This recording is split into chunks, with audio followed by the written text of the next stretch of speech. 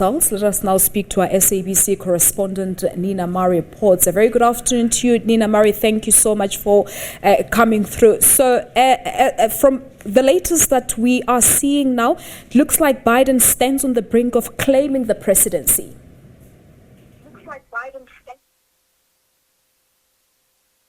We are on a knife edge here in the United States, and the Electoral College votes have still not budged. Joe Biden is at 253. Of course, he needs 270 to get him over the line, and President Trump is at 214. Those numbers will move today, but we're watching some very tight races in uncalled states, and the margins are absolutely razor thin. So it's a very dramatic, undecided election so far. Let's have a look at the latest tallies. In some of these states, the margin is just a fraction of a percentage point, and I'm looking at Georgia right now. Georgia is just a fraction of a percentage point. It's been swinging back and forth from Biden to Trump. Nevada, we're waiting for the results to come out at 9 a.m. local, and just 1 percentage point divides the two candidates there. The Democrats were very optimistic about winning Arizona, which is traditionally a red state, but there's a sense that that also might be moving in the wrong direction, or rather in the direction of President Trump. So it's an extremely tense and tight election. As I say, we're waiting for Nevada, which may get Joe Biden across the finishing line. He had said that he would wait until every vote was counted, but I think if we start to see things shift quickly, he will need to step out and claim victory fast. So we know that Trump's campaign has launched legal proceedings in Michigan, Pennsylvania and Georgia, calling for vote counting to be halted and for a recount in Wisconsin. So talk to us about the sense that you're getting from Americans regarding the latest.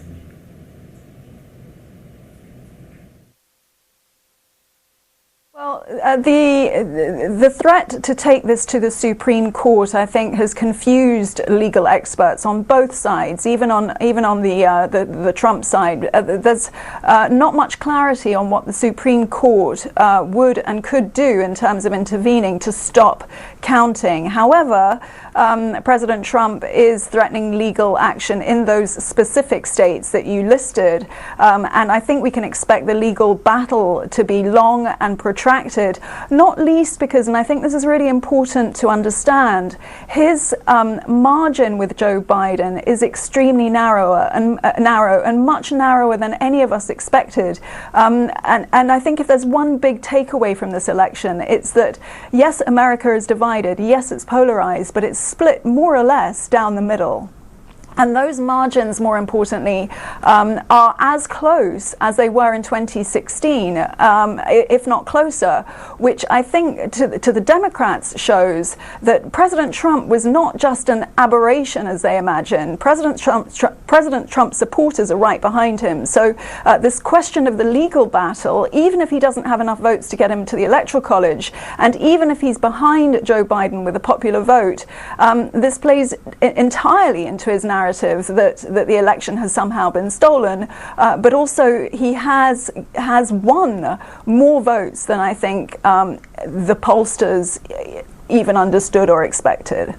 So as we said, that Biden needs only to win an additional outstanding state such as Nevada, where he's leading, or Georgia, for example. So we're waiting, I suppose, in anticipation to see what then happens out of those two states particularly.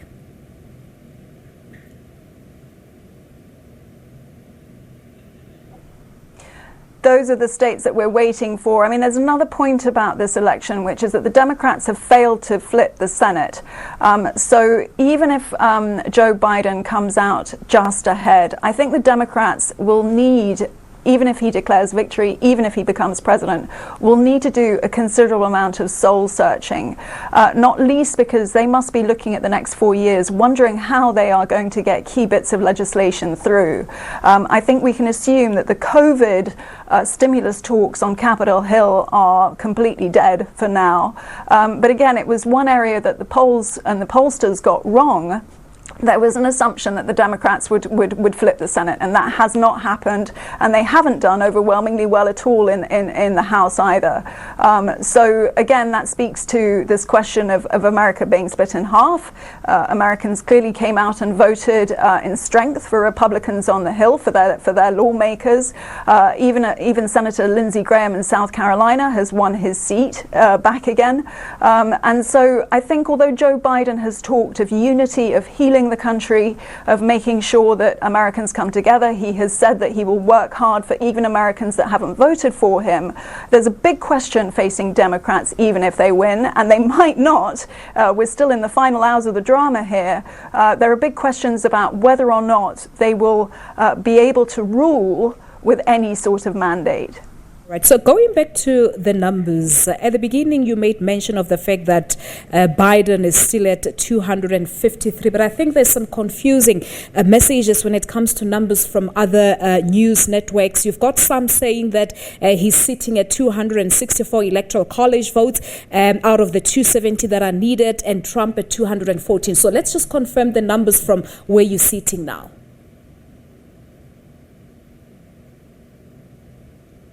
CNN is reporting right now 253, and you're right that networks differ on the number of electoral college counts, but there's a particular reason for that, which is that not all the votes are in. Key states are still counting.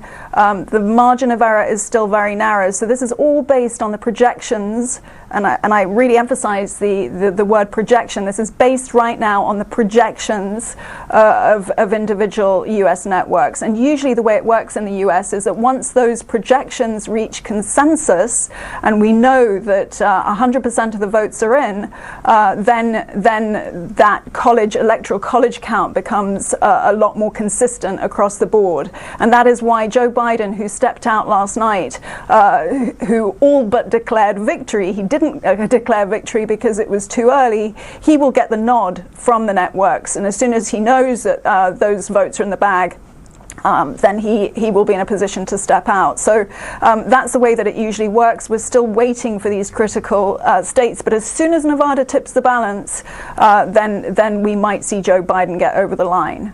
It's a matter of waiting and see what happens. Thank you so much for that update, Nina-Marie Potts, our SABC News correspondent out of Washington, there with the latest.